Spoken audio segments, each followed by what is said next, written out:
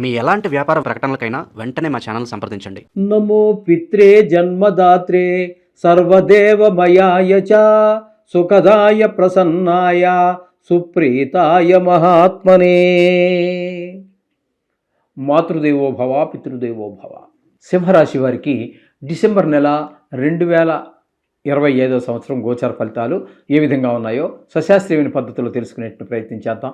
ఇవి కేవలం గోచార ఫలితాలే. దీని మీద ఆధారపడి మీ జీవితాన్ని మనం కొంత కాదని, దీని ప్రాముఖ్యత దీనికి ఉన్నది, కానీ దీన్ని బట్టే నడవాలనేది లేదు. మీ వ్యక్తిగత జాతకం మీదనే ఆధారపడి 100% దాని మీదే నడుస్తుంది. కాబట్టి వ్యక్తిగతంగా ఎవరైనా పిల్లలు పుట్టినప్పుడు date of birth, time of birth, place of birth తప్పకుండా నోట్ చేసుకోండి. నిష్ణాతులైన వారి చేత చక్రాలన్నా వేయించుకోండి. తర్వాత అవసరం వచ్చినప్పుడు కనీసం జాతకం చెప్పించుకోవచ్చు. జాతకం చెప్పించుకున్నట్టయితే ఫ్యూచర్లో ఈ దేంట్లో రాణిస్తాడనే దాన్ని మీరు ఫాలో అయ్యి ముందుకు వెళ్ళడానికి అవకాశం ఉంటుంది. ఇక్కడ మీకు తృతీయ స్థానంలో తృతీయ, చతుర్థ, పంచమ 3 స్థానాల్లో బుధుని యొక్క సంచారం జరుగుతోంది. ఇక్కడ తృతీయ స్థానంలో ఒక 6 రోజులు. ఈ 6 రోజుల్లో ఎవరి యొక్క సహాయ సహకారాలు, బంధువులు, మిత్రులు ఎవరి యొక్క ఇంట్లో కుటుంబ సభ్యులతో సహా ఎవరి యొక్క సహాయ సహకారాలు మీకు లభించవు. ఇకపోతే చతుర్థ స్థానంలో 24 రోజుల పాటు సంచారం చేస్తూ ఉన్నారు.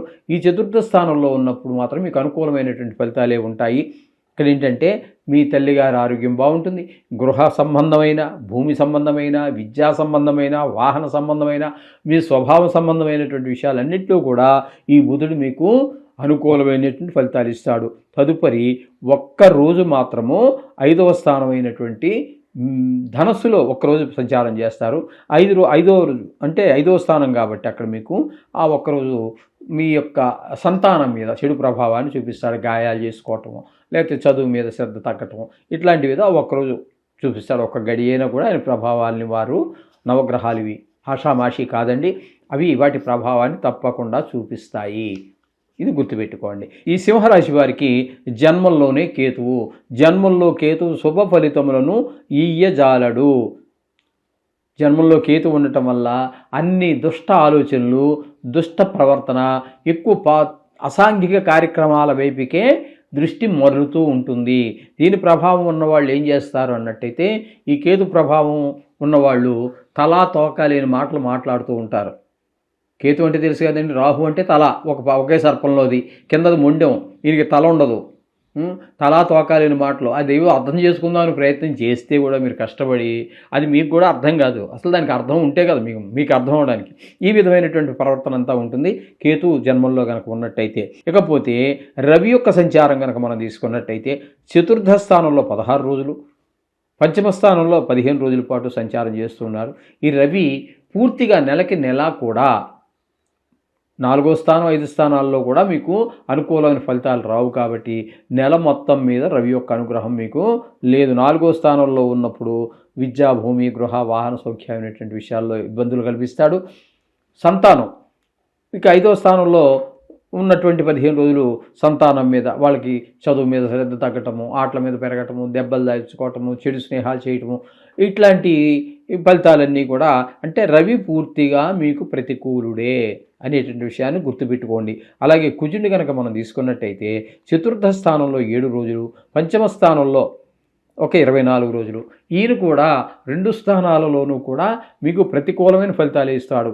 మీకు ఎక్కువగా 5వ స్థానం మీద ఎక్కువ 24 రోజులు ఉన్నాడు కాబట్టి ఆయన కూడా సంతానం మీద ఎక్కువ దృష్టి ప్రసరింపజేస్తున్నాడు, చెడు దృష్టి. తద్వారా వాళ్ళు కొంచెం గాయాలు తగిలించుకోవటము, చదువులో వెనకబడటము లాంటివన్నీ కూడా జరిగే అవకాశం మనకి స్పష్టంగా గోచరిస్తుంది. చెడు స్నేహాలు కూడా చేసే అవకాశం ఉంటుంది, గమనించుకోండి. ఇకపోతే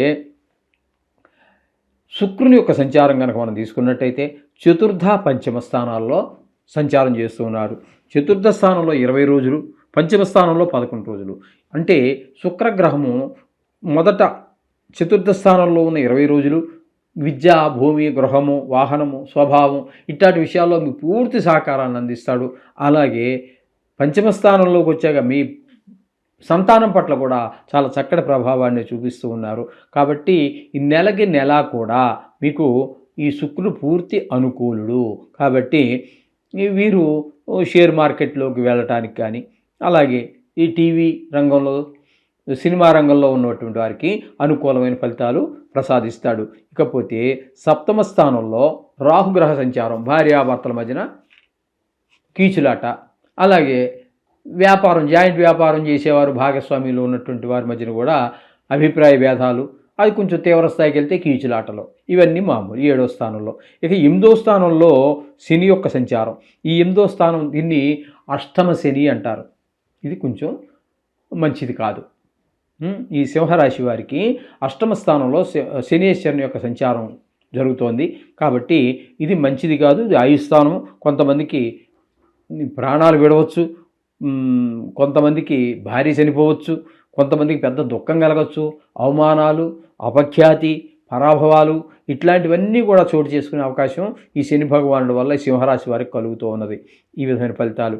ఇకపోతే గురువు యొక్క సంచారం తీసుకున్నట్టయితే వ్యయస్థానంలో 6 రోజులు కర్కాటకంలో, అది శుభ ఫలితములు, అతిచారం వల్ల అది కూడా. కాబట్టి ఈ 6 రోజులు మీకు అనుకూలమైన ఫలితములను ఇవ్వజాలడు. 6 రోజుల పాటు వ్యయస్థానంలో ఉన్నారు కాబట్టి ధన వ్యయం అవుతుంది, ధన నష్టం జరుగుతుంది, ఇట్లాంటివన్నీ జరిగే అవకాశం ఉంటుంది.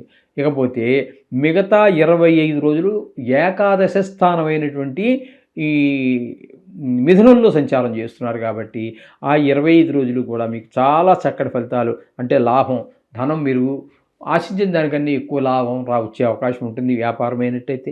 అదే ఉద్యోగం, ప్రభుత్వ ఉద్యోగం లాంటిది అయితే ఏ ఇంక్రిమెంట్ పాత బాకీ ఉండటము, లేకపోతే మెడికల్ బిల్లు పాస్ అయి రావటము, ఇట్లాంటివన్నీ జరిగి మొత్తం మీద ఒక ఖచ్చితంగా మీకు ధన లాభం కనిపిస్తుంది అని చెప్పడంలో ఎటువంటి ఇది లేదు. కొత్తగా ఏదైనా ప్రవేశపెట్టి ఒక వ్యాపారం ఏదో మొదలుపెట్టినా కూడా అందులో దిగ్విజయంగా మీకు ముందుకు వెళ్ళేటటువంటి అవకాశాన్ని ఈ గురువు 11వ స్థానంలో ఉండి సూచిస్తూ ఉన్నారు.